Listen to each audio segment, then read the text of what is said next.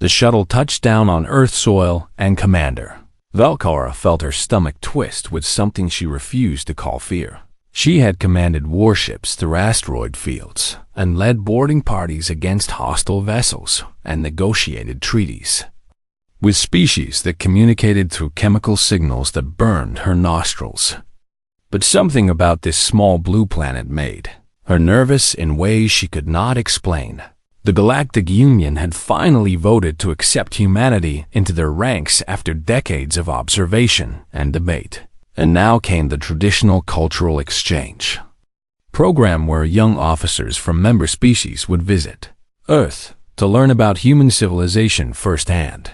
Velcora had been assigned to lead 12 cadets from 7 different species on this diplomatic tour, and she took her responsibility seriously, even if she privately thought the whole exercise was a waste of time.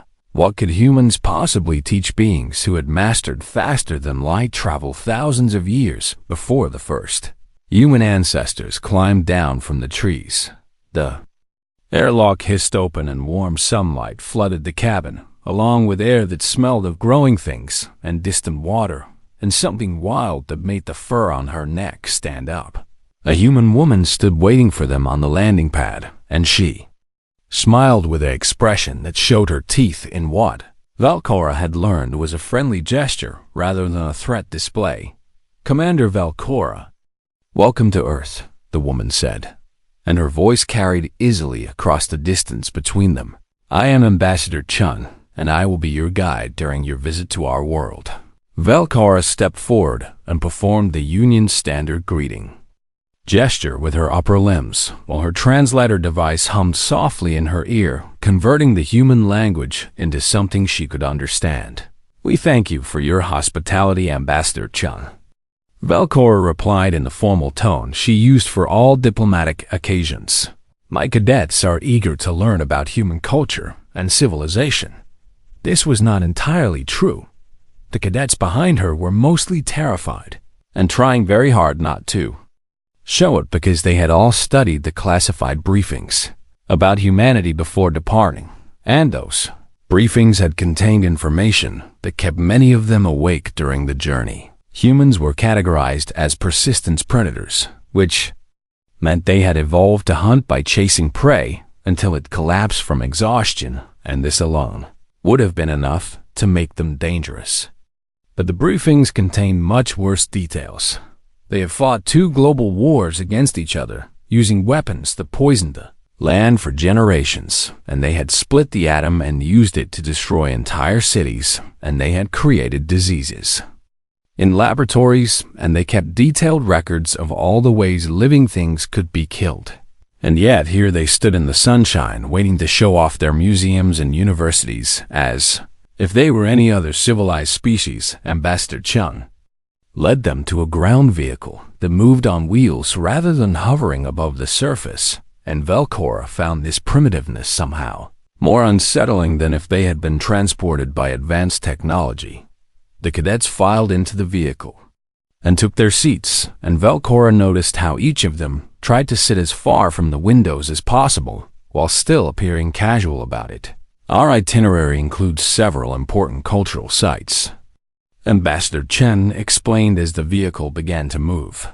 "We will visit the Museum of Natural History and the University of Nairobi and several governmental buildings where you can observe human democracy in action." Velcora nodded politely.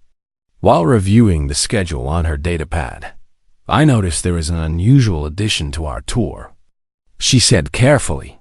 "A wildlife sanctuary is not typically included in diplomatic visits." Ambassador Chen's smile changed slightly and became something harder to read. "The Nairobi Wildlife Sanctuary is one of our most important conservation facilities," she said. "We preserve endangered species there and educate visitors about Earth's ecological history, and I thought your cadets might benefit from seeing how humans interact with our native fauna." "Native fauna," Velcora repeated, and her translator indicated that this was a polite way of saying wild animals. "Yes, Commander," Ambassador Chen said, and there was something in her voice that made Velcora's 3 hearts beat a little faster. Earth has produced some remarkable creatures over the past few billion years, and we humans have a unique relationship with many of them. The vehicle passed through a gate and entered the grounds of a facility surrounded by high fences and warning signs in multiple languages. Cadet Thrixol leaned forward from his seat, and his compound eyes reflected the passing scenery. In fractured images, Commander, he whispered in the clicking language of his species that the humans could not understand. This place contains apex predators according to my scanner, and they are not restrained by force fields or neural inhibitors, and they are simply kept behind physical barriers. Velcora had already noticed this, and she forced herself to remain calm. The humans have assured us the facility is safe, she replied quietly. We are here as diplomatic guests, and we must trust our hosts. But trust was difficult when her instincts were screaming at her to run.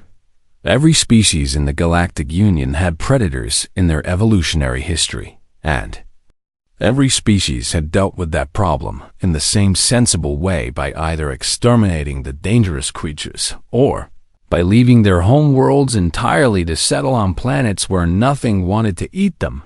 The idea that humans had chosen a third option was deeply disturbing. They had not fled from their predators, and they had not wiped them out completely, and instead they had done something that Velcora still could not fully understand. They had made peace with them, or perhaps not peace exactly, but something more complicated and more troubling. Ambassador Chun turned in her seat to face the nervous cadets, and her smile was warm and genuine, and completely failed to reassure anyone. I think you will find this visit very educational, she said. Humans have learned many important lessons from the creatures we share our world with, and perhaps those lessons will help you understand us a little better. Velcora wanted to ask, what kind of lessons could be learned from animals that existed only to hunt and kill and consume? But she held her tongue, because she suspected she would find out soon enough. The vehicle stopped in front of a large building with images of various Earth creatures displayed on its walls, and Velcora recognized some of them from the threat assessment files she had studied during the journey. Lions and tigers and bears and wolves and creatures called crocodiles that had remained essentially unchanged for millions of years because they were already perfect killing machines, and humans had not only survived alongside these monsters, but had somehow thrived. The doors opened, and warm air rushed in, carrying scents that made every cadet freeze in their seats. For just a moment before training and discipline forced them to move, they had come to Earth to learn about humanity, and Velcora suspected they were about to receive a lesson they would never forget. The inside of the sanctuary smelled like nothing Velcora had ever experienced before. There were layers upon layers of scent that her translator could not fully process, and beneath the artificial smells of cleaning chemicals and climate control systems, there was something older and wilder that made her want to bare her teeth, even though she had no idea why. A human woman met them in the entrance hall, and she wore simple clothing in earth tones and had gray hair pulled back from a face marked by years of exposure to sun and wind. Welcome to the Nairobi Wildlife Sanctuary, she said, and her voice was calm and steady like someone who had never known fear. I am Keeper Morrison, and I will be showing you our conservation facilities today. Ambassador Chun nodded respectfully to the older woman in a way that suggested Morrison held more importance than her simple job title indicated. Keeper Morrison has worked with Earth wildlife for over 30 years, Chun explained. There is no one better qualified to introduce you to our planet's native species. Morrison looked at the group of alien cadets with eyes that seemed to measure each of them in turn, and Velcora had the uncomfortable feeling that she was being assessed as either a threat or prey, or possibly both. I understand this is your first time seeing Earth animals in person, Morrison said. I want you to know that while these creatures can be dangerous, they are kept in secure enclosures, and you are completely safe as long as you follow my instructions. Trixel raised one of his manipulator limbs in the gesture. His species used to request permission to speak Keeper Morrison. he said through his translator. My scanner indicates that some of the animals in this facility are capable of killing beings much larger than ourselves, and I am curious why you have not simply eliminated these dangerous species. Morrison's expression did not change, but something shifted in her eyes. That is an excellent question, she said, and I hope by the end of our tour you will understand why eliminating them was never an option for us. She turned and began walking deeper into the facility, and the cadets followed because there was nothing else they could do. They passed through a series of corridors lined with viewing windows, and behind each window was a different habitat, containing different creatures. Velcora saw wolves first, and they were smaller than she had expected, but they moved with a fluid grace that spoke of endless patience and terrible efficiency. Wolves were among the first predators that humans formed relationships with. Morrison explained without slowing her pace. We had not tamed them exactly, but we found a way to live alongside them, and eventually some of them became what we now call dogs. The cadets stared at the wolves, and the wolves stared back, and there was no fear in those yellow eyes, only calculation. They moved on and saw bears next, and these were not small at all. The creature that watched them from behind the glass stood nearly 3 meters tall when it rose on its hind legs, and its claws were longer than Velcora's fingers, and its teeth were designed for crushing bone. Bears are solitary hunters, Morrison said. They are intelligent and curious, and they remember everything, and they can run faster than any human over short distances. Then how did humans survive encounters with them? Asked Cadet Eurylex, who was a small furred being from a species that had fled their homeworld, specifically because of creatures similar to these bears. Morrison smiled, and it was not a comforting expression. We learned to make ourselves appear larger, she said. We learned to make noise and to stand our ground, and we learned that bears respect courage, even if they do not fear it. They continued through the facility and saw creatures called crocodiles that Morrison explained had existed in essentially the same form for over 200 million years. They saw snakes that could kill with a single bite and birds that could tear flesh with their talons, and something called a honey badger that Morrison warned them never to underestimate. Despite its small size, but it was the big cat habitat that finally made the cadets stop walking. The enclosure was enormous and filled with tall grass and rocky outcroppings, and at the top of the largest rock sat a creature that made Velcora's 3 hearts stop beating for just a moment. The lioness was golden brown and muscled, and her eyes tracked the group of aliens with the patient attention of a hunter who had all the time in the world. This is Amara, Morrison said, and her voice carried a warmth that had been absent when speaking of the other animals. She is the matriarch of our lion pride, and she has 4 cubs that were born 3 months ago. As if summoned by their mention, 4 smaller shapes emerged from the tall grass and began playing with each other in the way that young creatures everywhere seem to play. They tumbled and pounced and bit at each other with tiny teeth that would one day grow into weapons capable of bringing down prey 10 times their size. They are so small, whispered Cadet Renix, who was a tall, thin being covered in iridescent scales. It is hard to believe they will become dangerous. All predators start small, Morrison said, but they learn quickly and they never forget what they are. One of the cubs stopped playing and looked toward the viewing glass where the aliens stood. Pressed together in a nervous group, it was the smallest of the 4, and its eyes were bright with curiosity, and it began to walk toward them with the unsteady confidence of the very young. This is Zara, Morrison said. She is the most curious of the litter, and she likes to investigate new things. The cub reached the glass and sat down and looked up at the aliens, who looked down at her. For a moment, everything was still and quiet, and then Zara looked directly at Cadet Thrixel, and something ancient woke up behind her golden eyes. She opened her mouth and hissed. It was not a loud sound, but it carried weight and meaning that transcended language and species, and every cadet in that corridor understood exactly what it meant. You are prey, and I am not afraid of you. Thrixel, who had commanded soldiers in 3 separate military campaigns and who had received commendations for bravery from the highest levels of his government, felt his legs lock in place and his mind go completely blank. He was not alone. Time stopped moving in that corridor. 12 highly trained military officers representing the finest academies in the Galactic Arm stood frozen in place like statues carved from fear itself. Thrixel's compound eyes had locked onto the small predator, and his body refused to obey any command his mind attempted to send.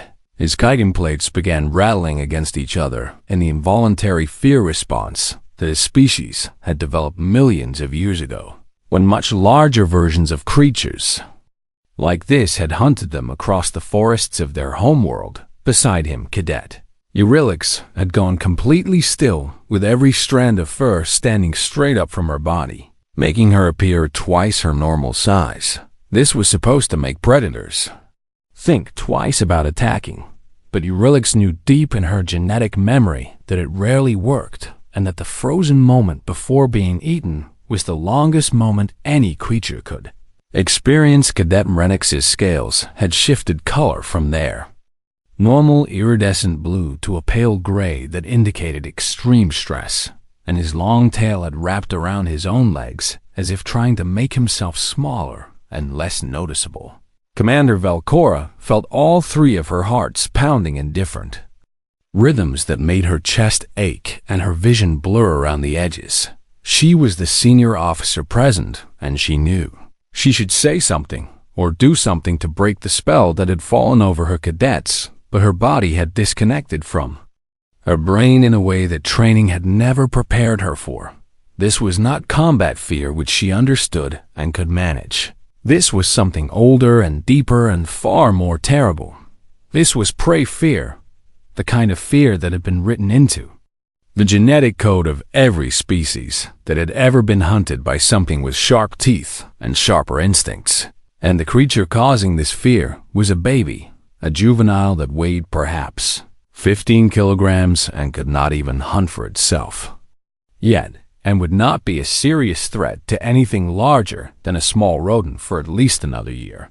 But none of that mattered, because the cub's eyes held something that bypassed all rational thought and spoke directly to the ancient terrified animal that lived inside every sentient being. Those eyes said, "I know what you are, and I know what I am, and we both know how this story ends." The silence stretched on, and Velcora became aware that she had stopped breathing, and that several of her cadets had done the same. Ambassador Chun stood slightly apart from the group and watched everything with an expression that Valkar's translator struggled to interpret. There was amusement there, but also something else, something that might have been sadness or pity, or perhaps a strange kind of pride. Chun had seen this before. She had seen other aliens freeze in terror at the sight of Earth's predators, and she had learned to wait patiently for the moment to pass, because there was nothing she could say that would help. Words meant nothing when instinct took control. The cub Zara continued to stare at the aliens, and her small body was perfectly relaxed because she had nothing to fear from these strange tall creatures who smelled of metal and fear and distant stars. She was exactly where she belonged, and they were intruders in her territory, and she had made her position clear with that single hiss. Now she waited to see what they would do, but Keeper Morrison was not waiting. She had been watching the scene unfold with the calm patience of someone who had spent 30 years working with animals, far more dangerous than a 3-month-old lion cub. She had seen the fear take hold of the alien visitors, and she recognized it for what it was, because she had seen the same fear in the eyes of human children visiting the sanctuary for the first time. It was natural, and it was healthy, and it was also something that needed to be addressed before it became permanent. Morrison took a step forward, and the sound of her boot on the floor seemed impossibly loud in the frozen silence. Every cadet flinched at the noise, but none of them could look away from the cub to see what was happening. Morrison took another step and another, and she moved with the unhurried confidence of someone who had never been prey in her entire life. She walked past the trembling cadets without acknowledging them and stopped directly in front of the glass where Zara sat. Watching, the cub tilted her head and looked up at the human woman, and something passed between them that Velcora could not understand. It was not fear, and it was not submission, and it was not the desperate calculation of one predator sizing up another. It was something else entirely, something that made Velcora's fur stand on end in a completely different way. Morrison placed her palm flat against the glass, and the cub's ears twitched forward with interest. And then Morrison did something that broke every rule Velcora had ever learned about interacting with dangerous animals. She did something that should have been impossible. She opened her mouth and made a sound. The sound came from somewhere deep in her chest, and it was not quite a growl, and not quite a snarl, and not quite anything that Velcora's translator could identify. It was older than language and older than civilization, and it spoke to something that had existed long before the first words were ever spoken. It was the sound of one predator acknowledging another, and it changed everything.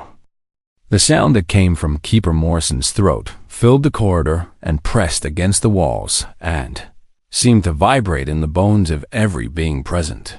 It was low and rough and carried a warning that needed no translation. Velcora felt her legs unlock from their frozen position, and she took an involuntary step backward, even though the sound was not directed at her. The other cadets reacted similarly, with some pressing themselves against the far wall, and others making small sounds of distress that their species used to signal submission to dominant creatures. But none of them could look away from what was happening. The cub Zara had gone very still, and her ears had flattened against her small head, and the confidence that had filled her golden eyes moments before had been replaced by something else entirely: uncertainty. The tiny predator, who had just made 12 trained military officers freeze in terror, was now the one who seemed unsure of what to do next. Morrison did not move and did not look away, and the sound she was making continued without pause, as if she could sustain it forever. The cub made a small chirping noise that sounded almost like a question and took a step backward. Morrison's lips pulled back from her teeth in an expression that was definitely not a smile, and the sound in her throat shifted to something sharper and more insistent. Zara's ears pressed even flatter as she took another step back, and then another, and then she turned and bounded away through the tall grass toward her mother, who was watching from the rocky outcropping with calm golden eyes. The lioness Amara looked at Morrison through the glass, and Morrison looked back, and something passed between them that Velcora could not begin to understand. It was not challenge, and it was not submission. It was recognition, one predator acknowledging another across the barrier that separated them. Then Morrison let the sound fade from her throat, and she turned to face the aliens with an expression that had shifted back to the calm professionalism of a sanctuary keeper.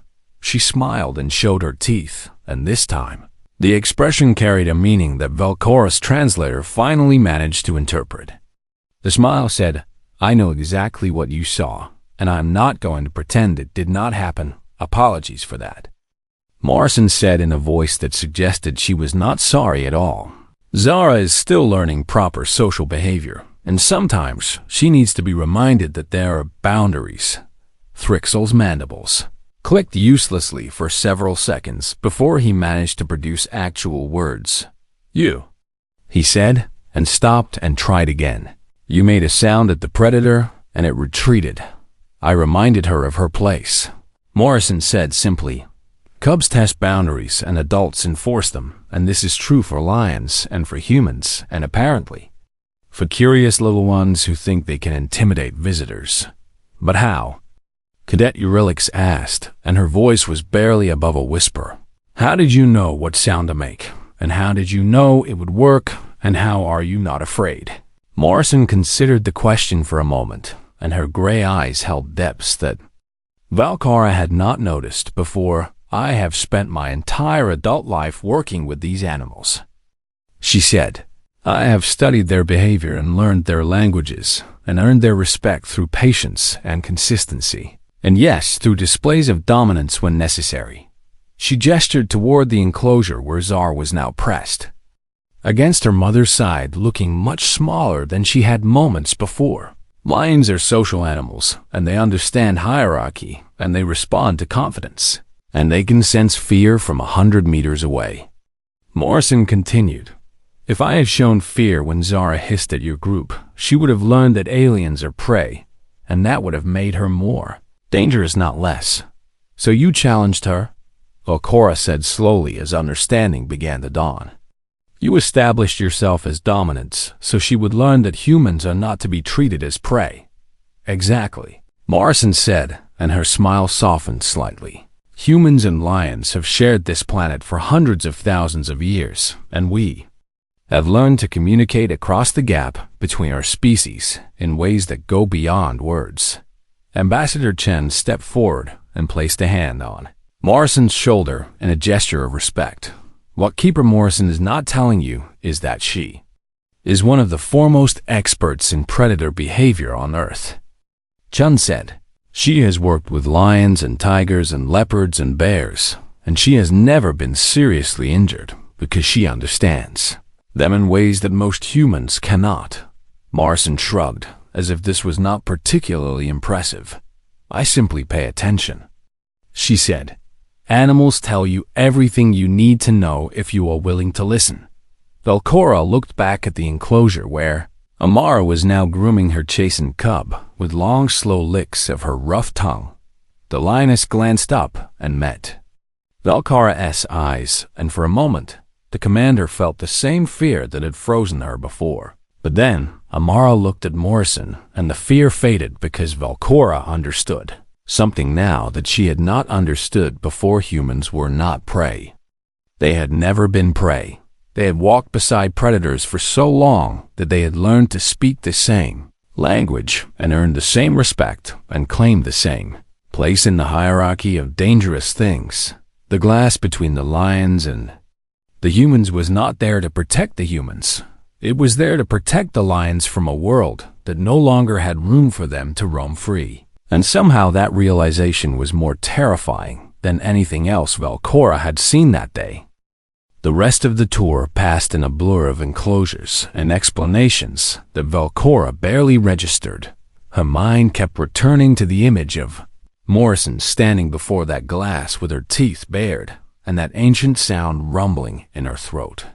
They saw keepers enter enclosures with wolves and work alongside the pack as if they belonged there. They watched handlers work with massive birds, called eagles, that had talons capable of crushing bone and beaks designed for tearing flesh, and yet these creatures sat calmly on human arms and accepted food from human hands. They observed veterinarians examining a sedated tiger, and Morrison explained that these medical professionals regularly put themselves within reach of the most dangerous animals on Earth because someone had to care for them. By the time they returned to the shuttle that would take them back to the orbital station, Valcora felt like she had aged 100 years. The cadets filed onto the ship in silence and took their seats without the nervous energy that had filled them on the journey down. They were not less afraid than before. They were more afraid. But their fear had changed shape and found a new target. Commander Valcora sat in her command chair and stared out the viewport as Earth grew smaller beneath them. The blue and green and white sphere looked peaceful from this distance, and it was hard to believe that the surface below was covered with creatures that had shaped humanity into whatever it was. They had become. Ambassador Chen sat nearby reviewing something on her datapad, but Valcora could tell she was waiting for questions. The silence stretched until Cadet Trixel finally broke it. "I do not understand," he said, and his voice was quiet in a way that suggested he was speaking more to himself than to anyone else. "The Union classified humanity as a persistence predator species, and we thought we understood what that meant." Chum looked up from her datapad but did not interrupt. "We thought it meant you were hunters who chased prey until it collapsed." Thrixel continued.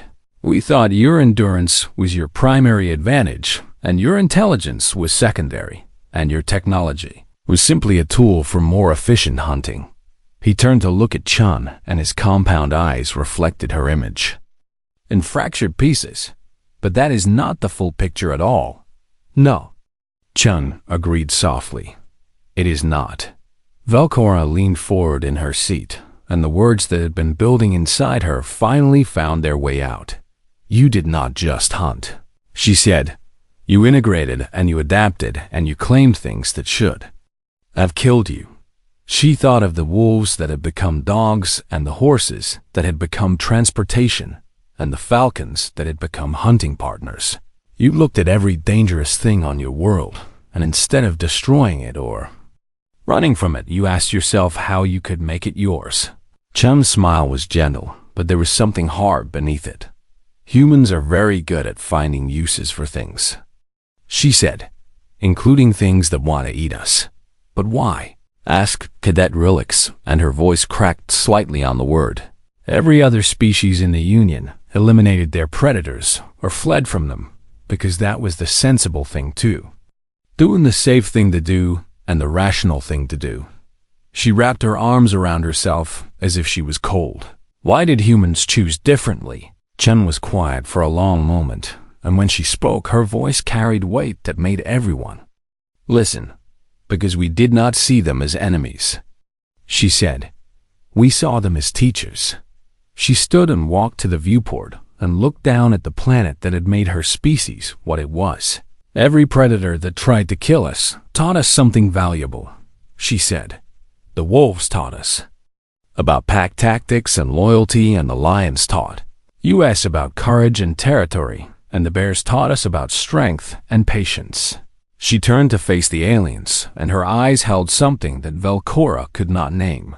We learned from them, and we adapted, and eventually we became something they could not predict, and could not defeat, and could not escape. You became predators yourselves. Velcora said, we became the apex predator, Chun corrected. Not through strength alone, because many creatures were stronger, and not through speed, because many creatures were faster, and not through weapons, because our claws and teeth were pathetically inadequate. She smiled, and it was Morrison's smile, and it was the smile of every human who had ever stood their ground against something that should have destroyed them.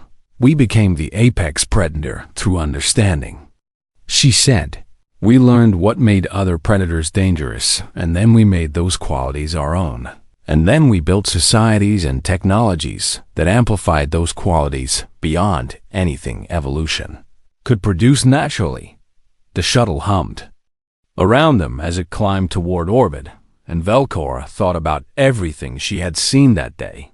The sanctuary with its preserved predators, the keepers who moved among dangerous animals without fear, Morrison standing before the glass with that sound in her throat, and she understood something that the classified briefings had never mentioned. The sanctuary is not just about conservation, she said slowly. It is a reminder. Chun nodded. We keep our predators alive because forgetting what made us would be the most dangerous thing we could do, she said. Every human who visits that sanctuary and sees those animals is reminded that we are not soft, and we are not weak, and we are not prey. She paused, and something shifted in her expression. And every alien who visits is reminded of the same thing. The shuttle broke through the atmosphere, and the stars appeared around them, cold and distant and full of civilizations that had run from their predators. But humanity had stayed. Humanity had learned. And now humanity was among the stars, with all those lessons written into their genetic memory, and all those ancient instincts ready to wake at a moment's notice. Velcora looked at Ambassador Chun and saw Morrison's smile and the lioness's calm golden eyes and 30 years of working with creatures that could kill without hesitation. She finally understood why the elder races of the Galactic Union whispered warnings about humanity when they thought no one was listening. It was not the weapons or the warships or the stubborn refusal to surrender. It was the smile that said, I know exactly what you are, and I know exactly what I am, and I have never once in my entire existence believed that anything was above me on the food chain. Valkara settled back in her seat and began composing her report to the Union High Command. It would need to be very detailed, and it would need to recommend extreme caution because humanity had just taught her a lesson she would never forget. They were not a species that had survived their predators. They were a species that had become their predators. And they had brought those predators with them to the stars.